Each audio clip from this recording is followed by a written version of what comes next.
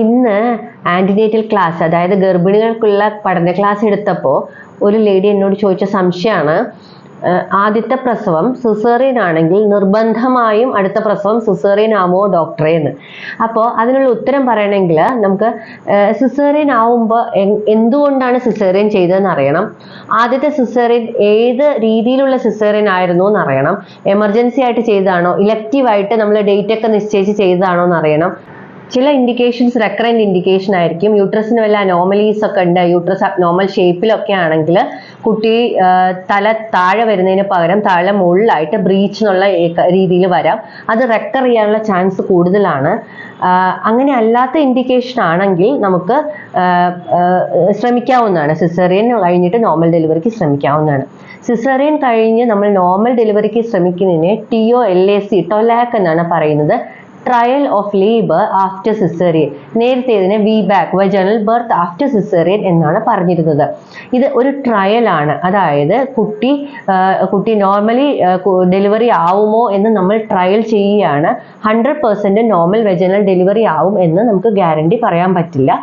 ചില പ്രത്യേക കണ്ടീഷൻസിൽ മാത്രമേ നമുക്ക് ഈ പേഷ്യൻസിനെ നോർമൽ ഡെലിവറിക്ക് വെക്കാൻ പറ്റുള്ളൂ. അപ്പോൾ ലോവർ സെഗ്മെന്റ് സിസേറിയൻ സെക്ഷൻ എന്നാണ് നമ്മൾ സാധാരണ പറയുന്നത്. അതിന് പകരം ക്ലാസിക് സിസേറിയൻ സെക്ഷൻ എന്ന് പറഞ്ഞ് ചില എമർജൻസി സിറ്റുവേഷൻസിൽ നമുക്ക് ചെയ്യേണ്ടി വരാറുണ്ട്. അതായത് യൂട്രസിൽ നമ്മൾ ട്രാൻസ്വേഴ്സ് ആയിട്ട് ഇങ്ങനെ ഇൻസിഷൻ ഇട്ടിട്ടാണ് ലോവർ സെഗ്മെന്റ് സിസേറിയൻ സെക്ഷൻ ചെയ്യുന്നത്. അതും ലോവർ സെഗ്മെന്റിൽ, യൂട്രസിന് അപ്പർ സെഗ്മെന്റ് ലോവർ സെഗ്മെന്റ് ഉണ്ട്. ലോവർ സെഗ്മെന്റ് ജസ്റ്റ് ബ്ലാഡറിന് തൊട്ട് പുറകിലായിട്ട് വരുന്ന ഭാഗത്ത് ചെയ്യുന്നതാണ് lower segment caesarean section. Classical caesarean സെക്ഷനിൽ വെർട്ടിക്കൽ, മുകളിൽ താഴോട്ട് വരുന്ന രീതിയിലാണ് ഇൻസിഷൻ ഇടുന്നത്. അങ്ങനത്തെ സിസേറിയൻ ആണെന്നുണ്ടെങ്കിൽ വളരെ റെയർ ആയിട്ടേ ചെയ്യാറുള്ളൂ. അങ്ങനെയുള്ള പേഷ്യൻസിനെ നമ്മൾ ഒരിക്കലും ട്രയലിന് വെക്കാൻ പറ്റില്ല.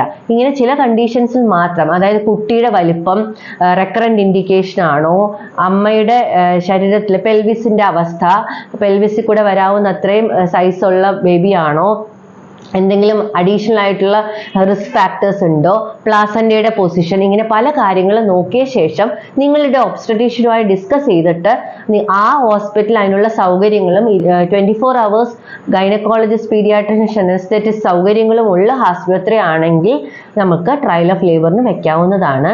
അനസ്തീഷ്യ ഡോക്ടറുടെ ആവശ്യം എന്താന്ന് വെച്ച് കഴിഞ്ഞാൽ പെട്ടെന്ന് സിസേറിയൻ ചെയ്യേണ്ട ആവശ്യം വന്നു കഴിഞ്ഞാൽ സിസേറിയൻ ചെയ്യാൻ, ബിക്കോസ് ഇറ്റ്സ് എ ട്രയൽ.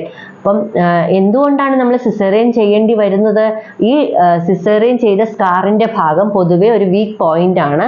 അടുത്ത സിസേറിയനിൽ സ്കാർ റപ്ചർ ചെയ്യാനുള്ള സാധ്യത കൂടുതലാണ്.